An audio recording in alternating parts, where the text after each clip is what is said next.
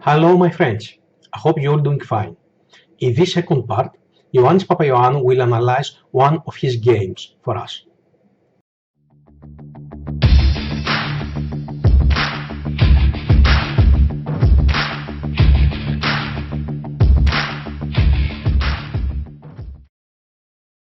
So, my friends, Giannis was very kind to analyze a game that he played against Mista in the match between Kavala and Heraklion in 2017.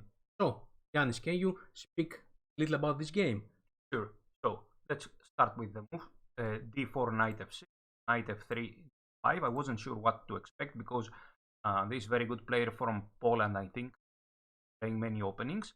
So I played c4, e6, and now g3. This is what I almost always play in this position, the Catalan opening. I've been playing this for many years.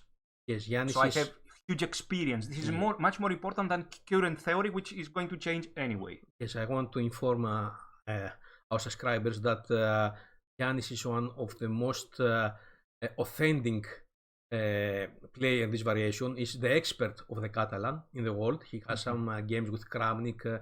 Kramnik escaped against him. It's very well known on this position. Okay. So immediately he surprised me with move g6, which is actually now, we cannot call it a Catalan now. This is some type of semi-Slav or Slav Greenfeld, but with the passive move e6, which closes the bishop from c8. From now on, I knew absolutely nothing about specific theory, but that doesn't matter. Of course, we can play simple moves. So bishop g2 was played, bishop g7, yes, castle, castle, and now I played the very good move knight c3. This is a very good move. Normally in the Catalan we play knight bd2 and e4, but with the bishop on 7, this knight almost never stands well on d2. This is a rule of thumb. You can see this in the Greenfeld and in other openings. When the bishop is fianchetto on 7, the knight should be on c3. So knight c3, knight bd7. Although I didn't know the theory here, that doesn't mean that I should play bad moves in order to avoid theory specifically. For example, I may think I will play now c takes d5 because I'm sure this is not theory. Yes, but this is at the same time a bad move because it opens the bishop from c8. It opens the bishop, also give the space that white can have. There is no reason to do this, of course. Exactly. So queen b3 was played, c6, and bishop f4. One very nice hint when you don't know theory in that position is play simple developing moves. So bishop f4 is just a simple developing and ambitious move. Rook e8 was played. Maybe this is not the best move. Rook f to d1. What is the idea behind this move, rook f d1? I put my rook against his queen, and I want to make his own pushes in the center c5 and e5 less attractive. So knight h5 was played. Bishop g5 is the normal move. Yes, and now he went back knight to f6. If he plays f6, this is not a good move. f6, I go bishop d2, and I'm already threatening g4 and e4. So knight back. Of course, I won't repeat with bishop f4 because white is better.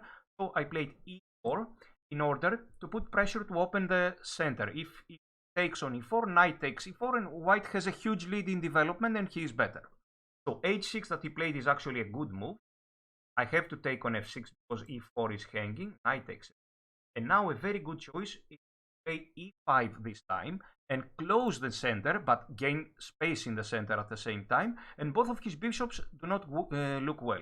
So knight to 7, rook a to c1, knight f8. And now comes maybe one of the best moves in the game, I believe. 8-8, very deep.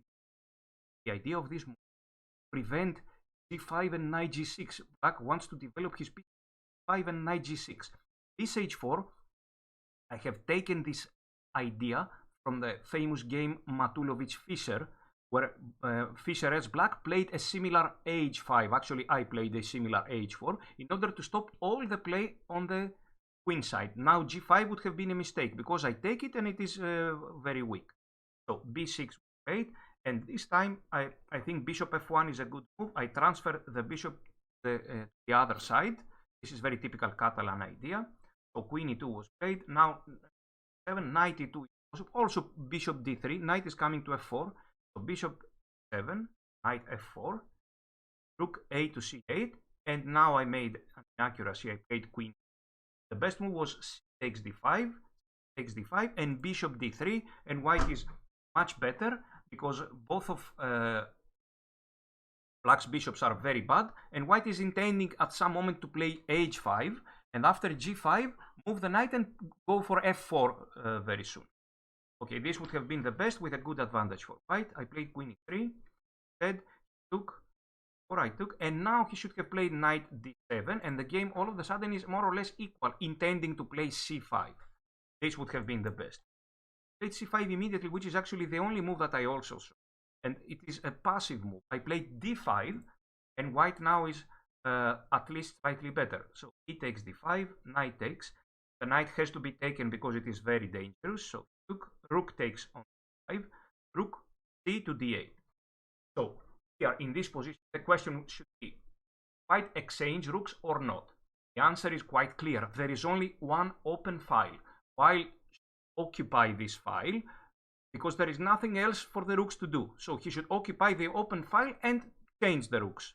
There is no other way. I cannot surrender the file to black. And also, when the rooks are exchanged, then the 7th and as well as the 8th rank of black are very weak. My queen can enter to 6, b7, a8 all of a sudden, and I create problems. Let's see what happened. Rook yes. d1. He has to exchange, and now also black has to play rook d8. There is no other move. I took, and here is a very important move. We see that the queen on e3 is actually very bad placed, very misplaced, not doing anything. With one simple correction, the queen is a very, very strong piece now. The move is queen e4 centralization, because from e4 it controls all the important diagonal, and also it is controlling all the squares backwards, not only forward. So queen e7. Giannis, I think that white advantage is because the bishop is playing better than his opponent. Also, his pawn majority on the queen side cannot move. This is the most important, that his pawn majority cannot be pushed. If we take a7 pawn and put it on e6, the game is more or less equal. If we put it on e6. Okay. 7, a4 and b3. This is very important. I should play a4 and b3, stabilize the position. Yes. Some moves in yes, b3. b3. This is very important. The bishop now is very secure on c4, and he can never ever dream of pushing a6 and b5 and create a passed pawn. Played queen d8. I should not exchange queen, of course. I played queen 6, and he played queen 7, e8 check, and knight f8. Here I noticed that if it was his turn, he doesn't have an easy move. He plays queen d7, I exchange and play e6. Very strong. But he has queen b7 only move if it was his turn. No other possible move. If he plays h5, all the time I have knight g5, for example. If he moves his king, I take on f7. He has no easy moves. So I played bishop d5.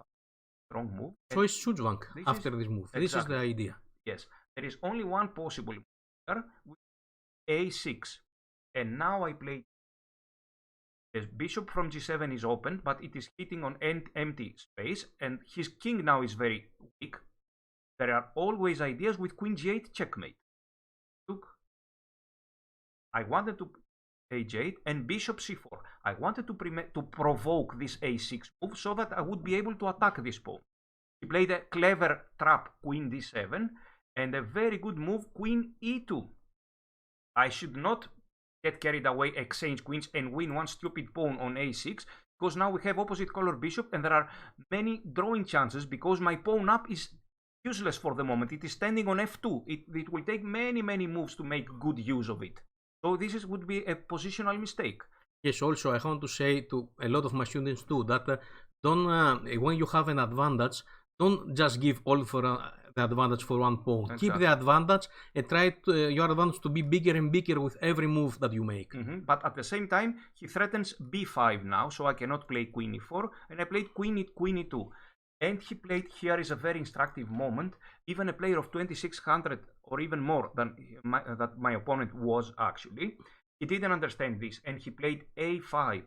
When he plays a5, it's a big positional mistake, and black would very much wish to exchange these 3 pawns on the queen side for my 2 pawns, but it is not possible. In the long run, all of these 3 pawns will be captured one by one because I will combine threats against his king and against his queen side pawns. So he should have played surprisingly this move, b5, and now he will take, I will take, of course, I will win a pawn, and then he will play queen d6, and now it is very easy for him to protect c5 pawn, but from a good square. The queen on d6 is also controlling important squares in the center and on the king side, and also protecting c5 pawn. So this, of course, white is much better. I would play again bishop c4, but it would have been the best.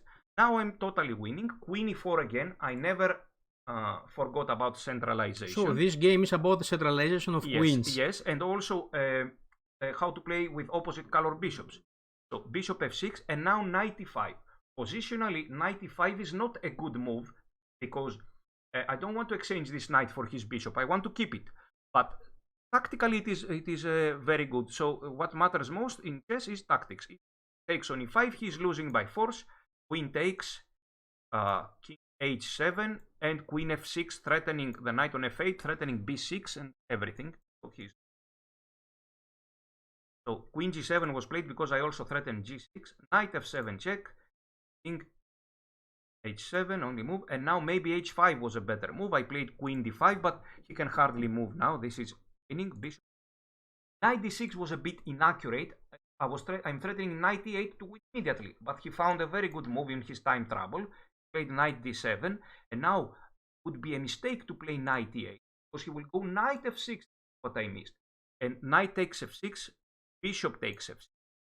Yes, I will win b6 pawn in the long run, but for example, queen d6 I can play, but I'm not sure at all if it is winning because he will play, for example, h5.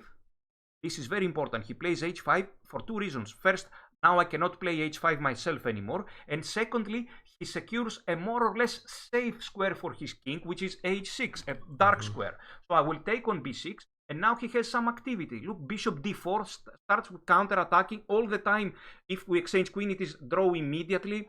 So he starts counter-attacking. For example, if I take on a5, queen e5 comes surprisingly, threatening on g3. Centralization. And now he takes, he threatens to take on g3. He takes the initiative now. So after knight d7, you played... I played h5, which is positionally better. Knight e5. Now I open his king. I took on 6. Queen takes. I tried to fight some checks and win by force, but it was not possible. So I played a useful move because he threatens to take on g3, of course. I played king g2. Played h5. Queen b7 check. And now he's in Zugzwang. After queen g7, queen e4 check. Queen g6 and knight f5. Actually, he can hardly move here. And this king. For example, he played queen, or he should have taken here, b takes c4, and now we have once again transformation of the advantage. Now I don't have opposite color bishops and an attack, but I have stabilized his pawn structure on the queen side. More or less, this position is like losing, like being a pawn down, and this is winning for white. If we want to continue, for example, bishop f6, queen b7 check, bishop g7, I exchange everything and I win. Queen, sorry? Bishop f6, for example. Yes. Queen b7 check, and in case of bishop g7, I will exchange everything. Somebody may ask, but why? For example, knight takes g7, queen takes g7. Yes, to exchange everything to go to the end game. And I win because he cannot create a post pawn. So somebody may ask, why exchange this powerful knight for his bad bishop on g7? The answer is quite simple. In chess, it doesn't matter which pieces go off the board, which pieces are exchanged. What is important is the pieces that are left. And yes, here we are what left remains on the board. Yes, we are left with a winning position. Okay, here. So he played queen g4. And now, actually, because he was in big time trouble, this is a mistake, but he was lost anyway. Queen b7 check, this is checkmate by force. He played king h8. Now I'm coming with this zigzag. Step by step. Yes. Here, check. And he played g6 because if he goes king h8, what he missed is that I have queen f8 check, king h7, and now absolutely no other move than queen h6 checkmate. Actually, bishop g8 check is not why to give it, but this is checkmate in one move. Okay. Surprisingly, so he played king to g6, and after queen check he signed because if h7 there is queen h checkmate. If king g5 there is f4. Okay, so thank you very much for this game, Ioannis, and thank you to come to have this interview with me. Thank you too.